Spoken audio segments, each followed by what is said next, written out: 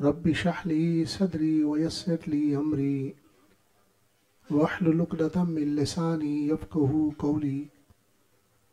قال الله تعالى في الكلام المجيد وبرهان الرشيد: قل إن كنتم تحبون الله فاتبعوني يحببكم الله.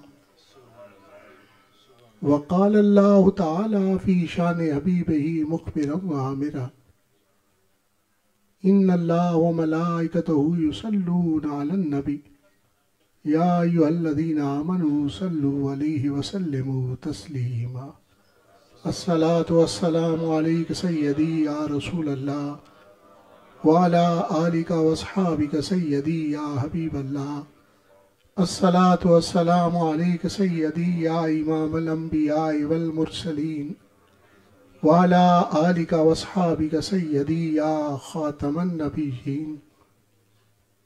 اللهم صل على نور الظلام، اللهم صل على بدر التمام، اللهم صل على مفتاح دار السلام، اللهم صل على شفیع جمیع الانام. ہم نے ہر دور میں تقدیس رسالت کے لیے وقت کی تند ہواؤں سے بغاوت کی ہے، چھوڑ کر سلسلہ اہل سیاست کا فسون فقط نام محمد سے محبت کی ہے صلی اللہ علیہ وسلم. بعد از حمد بدرگاہ مجیب الدعوات خالق کائنات جل وعلا و درود بحضور سرور کائنات فخر موجودات نور مجسم شفیع معظم رحمت دو عالم حضرت احمد مجتبی جناب محمد مصطفیٰ علیہ تحیۃ والثناء. معزز سامعین، حاضرین، علماء کرام، وارثان منبر و محراب، اصحاب عقل و بینش، اہل محبت و طریقت، ناموس رسالت کے محافظوں، عقیدہ ختم نبوت کے نگہبانوں، بالخصوص محبی فی اللہ، جانثار ناموس رسالت، محافظ عقیدہ ختم نبوت، غازی محمد ثاقب شکیل جلالی حافظہ اللہ العالی، امیر تحریک تحفظ اسلام انٹرنیشنل، محبی فی اللہ سید ابرار حسین کاظمی ایڈوکیٹ، مرکزی رہنما تحریک تحفظ اسلام انٹرنیشنل،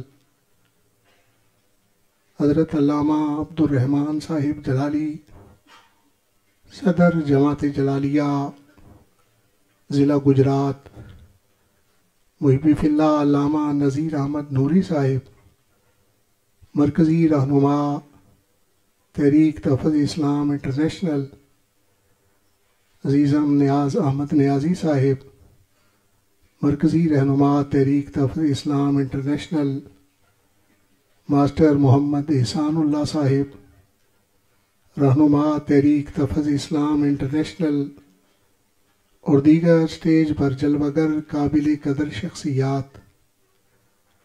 آج کی یہ تقریب تحریک تحفظ اسلام انٹرنیشنل کے پلیٹ فارم پر ناموس رسالت کانفرنس کے عنوان سے سجائی گئی.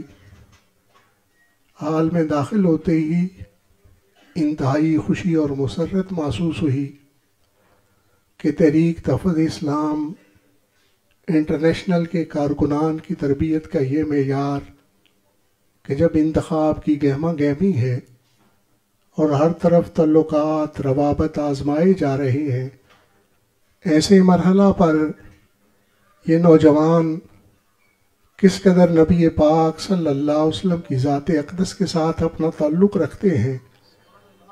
دل و محبوب حجازی بستہ ایم، دنیا کی کسی لذت اور چاشنی اور کسی ہوا اور فضا سے ان کا تعلق نہیں، بس کہ ان کا ناطہ نبی کریم صلی اللہ علیہ وسلم کی ذات اقدس کے ساتھ ہے، اور اسی جذبے اور اسی محبت کے ساتھ دور دراز سے یہ سفر کر کے آئے ہیں۔ اللہ رب العزت ان جذبوں کو ہمیشہ کے لیے سلامت رکھے۔ انسان اشرف المخلوقات ہے، کائنات کے اندر کوئی چیز بھی عبث اور بے فائدہ اور بے سبب اور بے مقصد پیدا نہیں کی گئی۔ ہر آدمی جب کوئی چیز بناتا ہے تو بناتے ہوئے اس کے سامنے کوئی نہ کوئی مقصد موجود ہوتا ہے۔ یہ لاؤڈ سپیکر کا موجد یقیناً اس نے اس لیے بنایا کہ آواز کو دور تک پہنچایا جا سکے۔ یہاں ہال بنایا گیا ہے تقریبات کے لیے، اس پر چھت ڈالا گیا ہے، تو چھت کے ڈالنے کا مقصد یہ ہے کہ موسمی شدت سے بیٹھنے والے محفوظ رہ سکیں، سردی اور گرمی سے ان کی حفاظت کی جا سکے۔ پنکھا بنانے والے نے بنایا تو اس لیے کہ جب گرم موسم ہو تو اس کے اندر پنکھے کی ہوا کے ذریعے اس گرمی کو دور کیا جا سکے۔ یقیناً ہر چیز کا کوئی نہ کوئی مقصد ہے، تو وہ تخلیقات جنہیں اللہ رب العزت نے بنایا ہے ان کا تو یقیناً کوئی مقصد ہوگا، اس لیے کہ فعل الحکیم لا یخلو عن الحکمہ، دانا کا کام حکمتوں سے خالی نہیں ہوتا، اور وہ ذات تو وہ ہے جہاں سے داناؤں کو دانائی نصیب ہوتی ہے، جہاں سے عقل مندوں کو عقل دیا جاتا ہے۔ یقیناً اللہ رب العزت کی یہ تخلیق عبث بے فائدہ اور بے سبب نہیں، کسی مقصد کے لیے اسے بنایا گیا ہے۔ اور ان تخلیقات میں سے انسان جسے اشرف المخلوقات کا تاج پہنایا گیا، وہ یہ سمجھ بیٹھے کہ مجھے شہرت کے لیے بنایا گیا، مجھے عزت و توقیر کے حصول کے لیے بنایا گیا، مجھے مال و دولت ثروت کو جمع کرنے کے لیے بنایا گیا، مجھے بڑی گاڑی بڑا مکان بنانے کے لیے بنایا گیا۔ نہیں نہیں، یہ بنانے کا مقصد نہیں، اس لیے کہ شے خود اپنا مقصد نہیں بتاتی، بلکہ جس نے اس شے کو بنایا ہو وہی اس بنانے کا سبب بتلاتا ہے کہ میں نے اس کو کس لیے بنایا ہے۔ اور وہ اللہ رب العزت اپنے پاک کلام کے اندر ارشاد فرماتا ہے، وَمَا خَلَقْتُ الْجِنَّ وَالْإِنسَ إِلَّا لِيَعْبُدُونَ، نہیں میں نے پیدا کیا مگر جن و انس کو عبادت کے لیے۔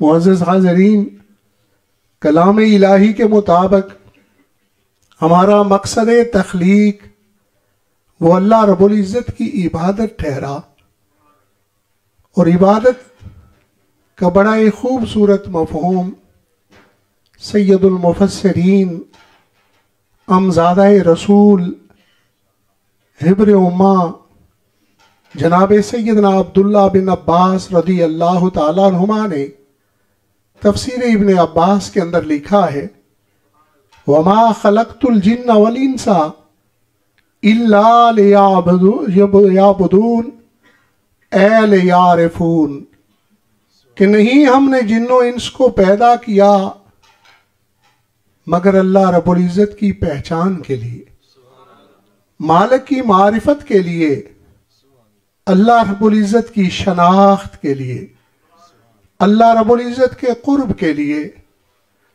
تو کلام الہی کے مطابق ہمارا مقصد تخلیق یہ ٹھہرا کہ ہم خالق کو پہچانیں، خالق کو جانیں، خالق کا قرب حاصل کریں، اس کی شناخت حاصل کریں۔ تو جاننے کے ذریعے جو اللہ رب العزت نے ہمیں عطا فرمائے، 5 سورس آف نالج سے انہیں تعبیر کیا جاتا ہے، اور فلاسفہ والے انہیں حواس خمسہ ظاہرہ کہتے ہیں۔ ان کے ذریعے ہم کسی شے کا علم حاصل کر سکتے ہیں، اور وہ قوتیں جو اللہ رب العزت نے ہمیں جاننے کے لیے، پہچاننے کے لیے عطا فرمائی ہیں، ان میں سے ایک قوت ہماری قوت لامسہ ہے، ہاتھ کے ذریعے چھو کر، پاؤں کے ذریعے چھو کر، جسم کے کسی حصے سے چھو کر ہم محسوس کرتے ہیں کہ یہ چیز ٹھوس ہے یا مایا ہے، یہ ہمیں اس کا علم حاصل ہوتا ہے، مگر اللہ رب العزت کی ذات تک ہماری قوت لامسہ کی رسائی نہیں۔ پھر مالک کو کیسے جانا جائے، پھر اس الہ کو کیسے پہچانا جائے، کیسے اپنا مقصد تخلیق حاصل کیا جائے؟ تو ہاں، جاننے کا ایک ذریعہ جو اللہ رب العزت نے ہمیں عطا فرمایا وہ ہماری قوت باصرہ ہے۔ آنکھ کے ذریعے بھی ہم جانتے ہیں کچھ چیزوں کو کہ یہ سفید ہے، یہ سیاہ ہے، یہ پیلا ہے یا سبز ہے، تو آنکھ کے ذریعے بھی ہمیں علم حاصل ہوتا ہے، مگر ہماری آنکھ کی بھی اللہ رب العزت کی ذات تک رسائی نہیں۔ پھر مالک کو کیسے پہچانا جائے؟ ایک تیسرا ذریعہ بھی اللہ رب العزت نے ہمیں عطا فرما رکھا ہے، جسے قوت شامہ سے تعبیر کیا جاتا ہے، سونگھنے کی قوت۔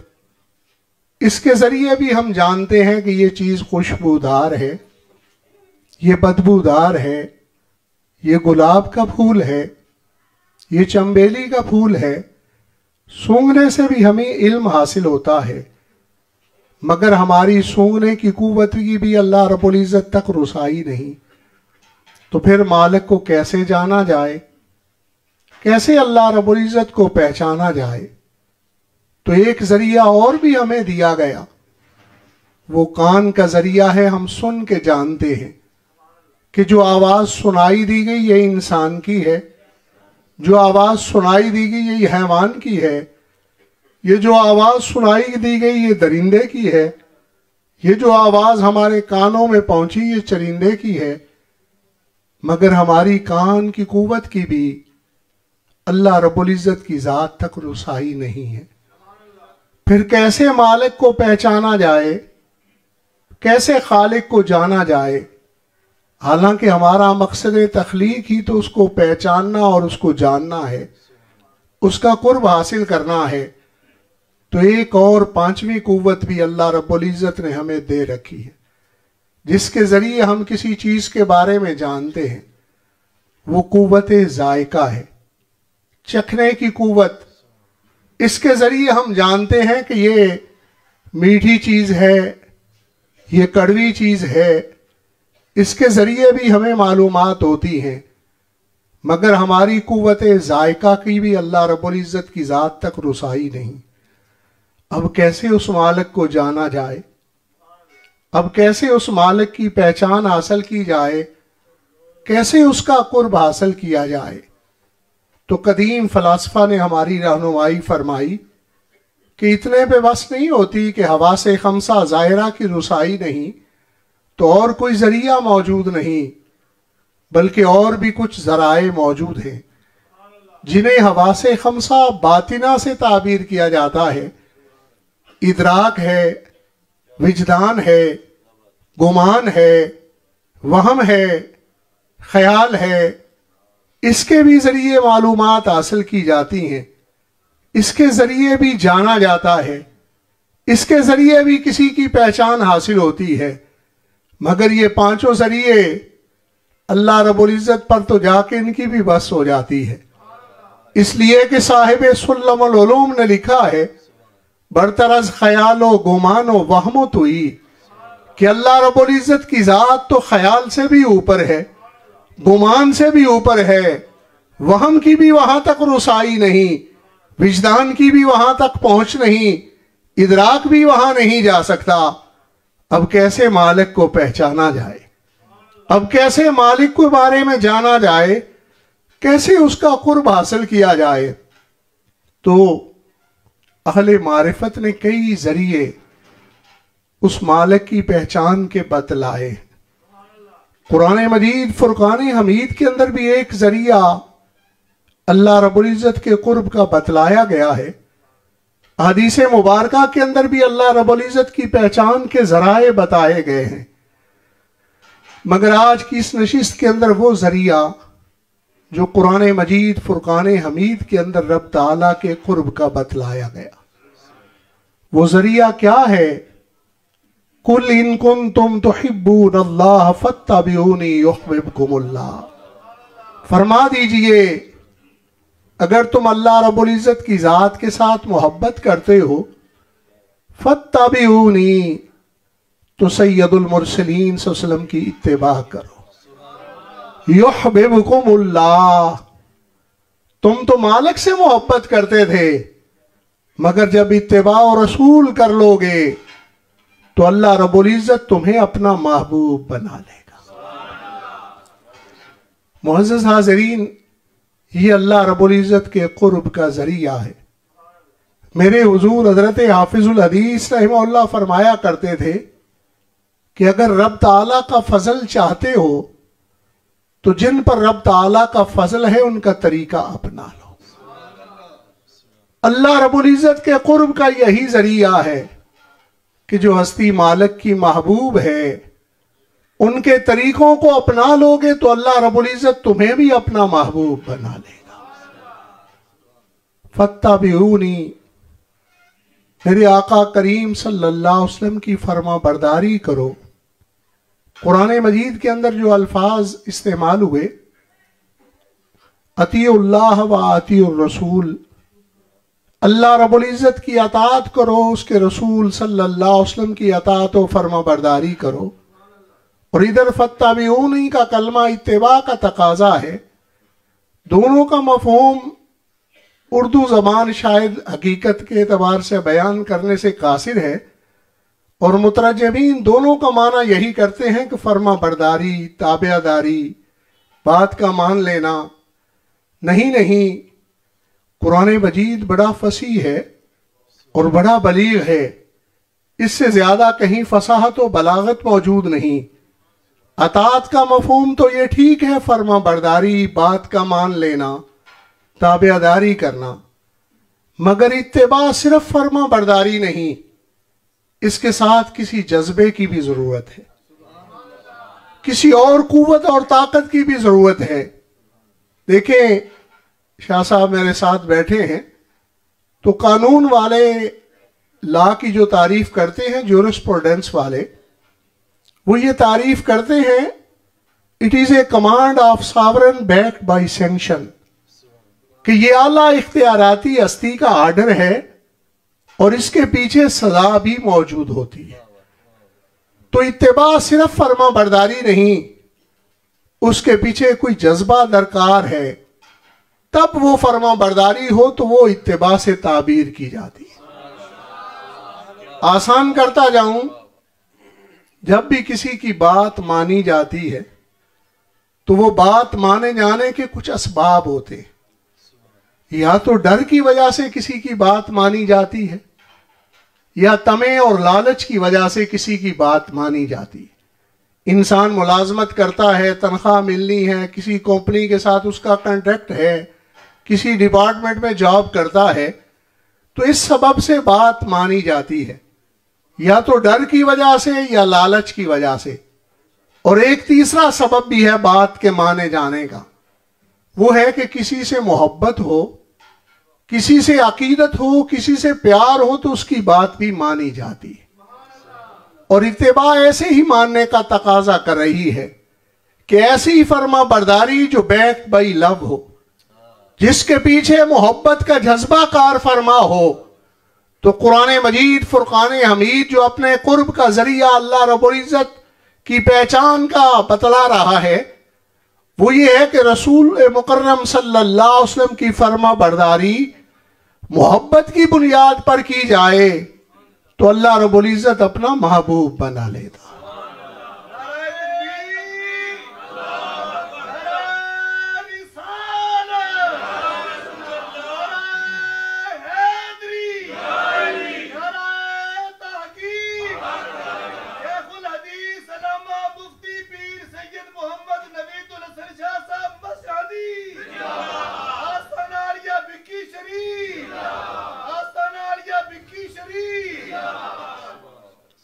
معزز حاضرین، معلوم یہ ہوا کہ رب تعالیٰ کا قرب تب نصیب ہوتا ہے جب ایسی فرما برداری ہو جو محبت کی بنیاد پر کی جائے، ورنہ کسی ڈپارٹمنٹ کا ڈسپلن سمجھ کے، کسی آرگنائزیشن کا ڈسپلن سمجھ کے جو کچھ کیا جائے اس سے مقام قرب نہیں حاصل ہوتا۔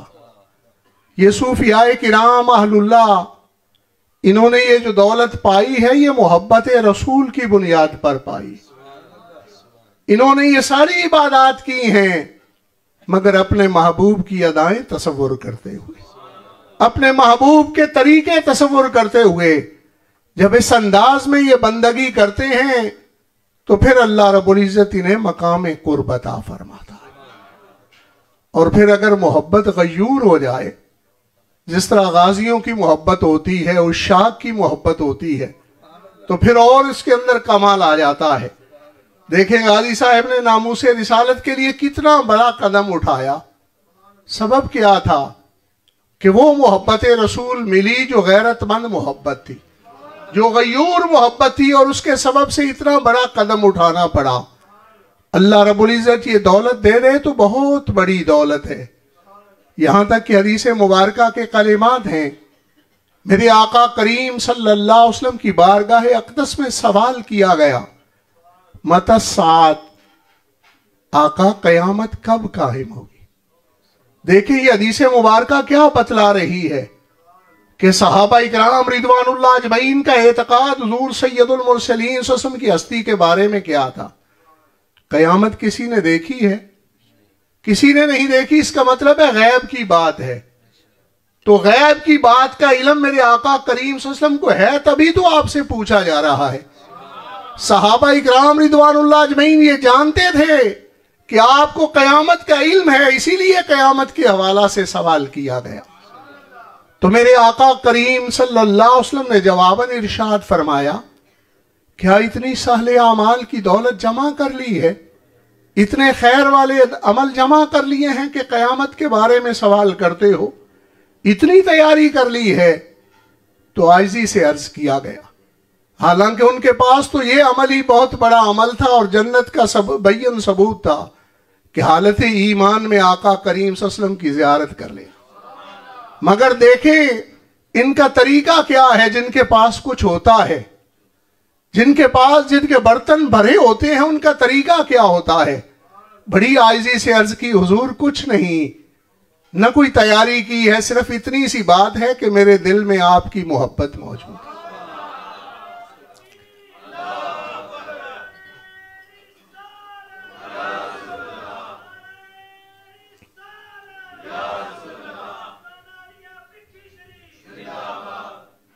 معزز حاضرین، جب یہ عرض کی گئی تو میرے آقا کریم صلی اللہ علیہ وسلم نے ایک مجدہ جاں فضا عنایت فرمایا۔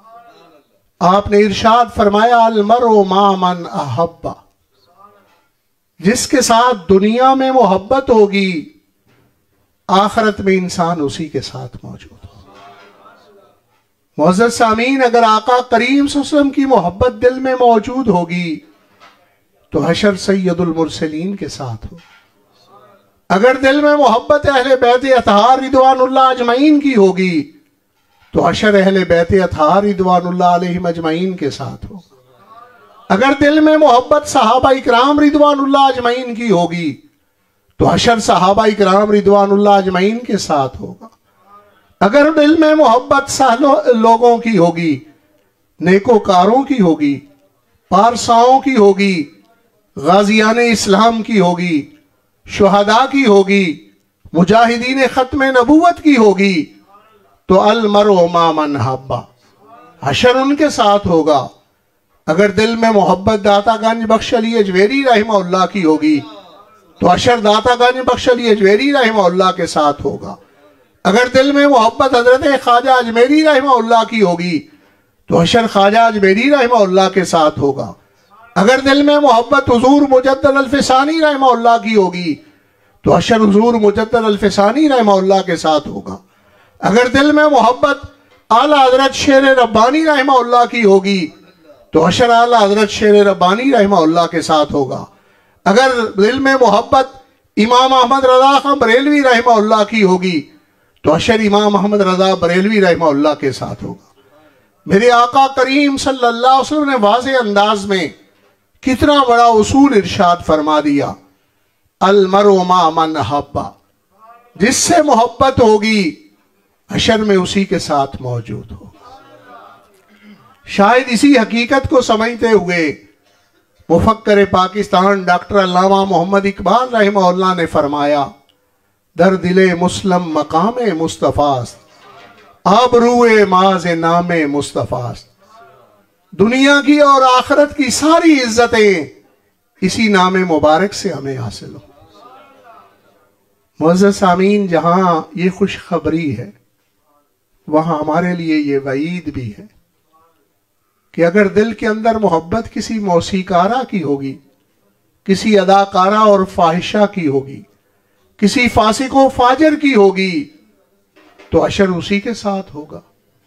اس لیے محبت سوچ سمجھ کے کیجئے، محبت غور و فکر کے ساتھ کیجئے۔ محبت بڑا اہم فیصلہ ہے، اور اس اہم فیصلے کو بڑے غور و فکر کے ساتھ کیجئے، اور اپنی محبت صالح لوگوں سے بنائیے، نیکوکاروں سے بنائیے۔ اپنے دلوں میں محبت غازیان اسلام کی پیدا کیجئے۔ اگر میرے آقا کریم صلی اللہ علیہ وسلم کی محبت ہوگی تو یقیناً حشر آپ کے ساتھ ہوگا۔ یہ ناموس رسالت کا پہرا اور یہ چوکیداری انہیں نصیب ہوتی ہے جن کی ماؤں نے محبت رسول کی گھٹی انہیں دے رکھی ہو، جن کے دل میں